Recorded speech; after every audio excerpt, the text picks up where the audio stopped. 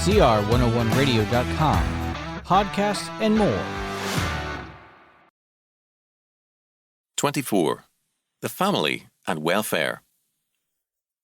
Much is said today of the extensive programs of the federal, state and county governments. The millions required to finance welfare make a major item in every governmental budget. All the statements by politicians on the major accomplishments of welfare miss the basic point. The world's welfare program has never been conducted by any civil government in any era of history. That credit belongs to the family. The family is a God-ordained institution, and one of its basic functions is welfare. A basic requirement of both the Old and New Testaments is the responsibility of family members to care for one another. Our Lord made it clear that no gift was acceptable to God from people who did not care for their parents' material or financial needs. Mark 7:10-13. St. Paul declared, quote, "But if any provide not for his own, and specially for those of his own house, he hath denied the faith and is worse than an infidel." 1 Timothy 5:8. Through the centuries, a requirement of true faith has been precisely this: the support and care of one's own family.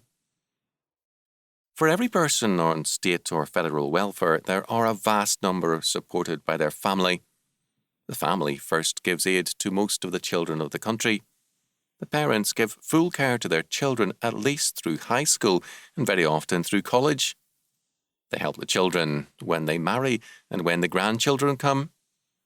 No system devised by man or the state can ever replace the family in its efficiency and success in creating social stability and strength while supporting and educating virtually all the children of the land. Second, countless aged parents are also supported by their children. They may live in their children's home or be supported separately. Some have turned over their farms to their children or their businesses, and they receive in return a lifetime support. Certainly there are frictions and tensions in the rearing of children and in the care of parents, but no system devised by man can show an equal record of dignity and success. The state system of welfare has in every age been productive of social disorder and delinquency. In the Roman Empire, the Senate and Emperor came to fear the welfare mobs, which increasingly dominated the city of Rome. When bread and circuses failed to keep the welfare mobs in line, the emperors left Rome and made their capital elsewhere. Several times the capital of Rome was changed before it finally fell to escape the mobs which dominated city after city.